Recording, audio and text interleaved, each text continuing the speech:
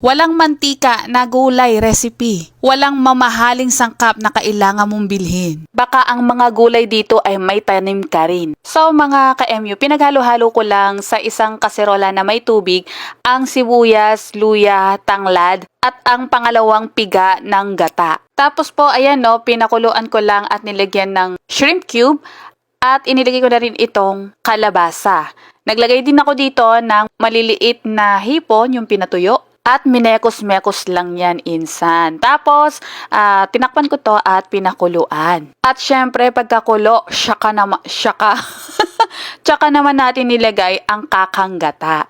Tapos, inihalo ko na rin dito ang okra. Tinimplahan ito ng patis. At hinalo-halo.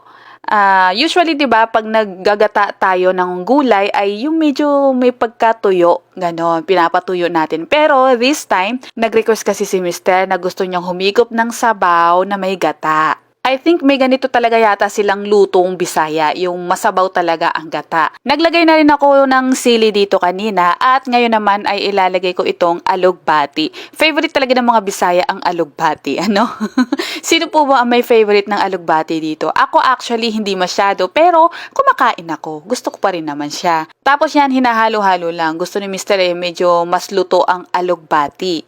Maya-maya naman ay ilalagay natin dito ang dahon ng malunggay. May tanim kami ng alugbati, may tanim kami ng malunggay, may tanim kami ng tanglad. Yan, maganda talaga yung may tanim tayo no. Pero yung ibang gulay, wala po kaming tanim. How I wish meron, kaya lang alam nyo naman sa Metro Manila, hindi lahat maitatanim natin. So ayan, masustansya at nilagyan ko din ito ng dahon ng sibuyas. Pero optional lang po ito. Kayo na rin po ang bahala kung ano pong mga gulay ang ilalahok ninyo. Parang masarap din ito kung merong tinapa.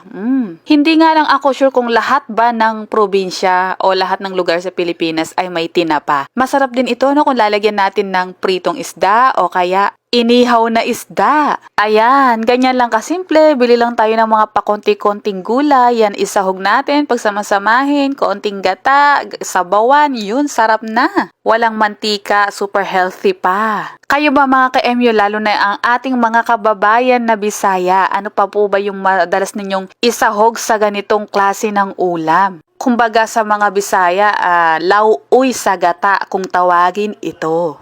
Ang healthy, ang simple, magigilty ka pa ba kung mapapadami ka ng kain nito? Kahit nga hindi ka kumain ng kanin, higop-higop ka ng sabaw nito, tapos yung mga gulay, busog na busog talaga at masustansya.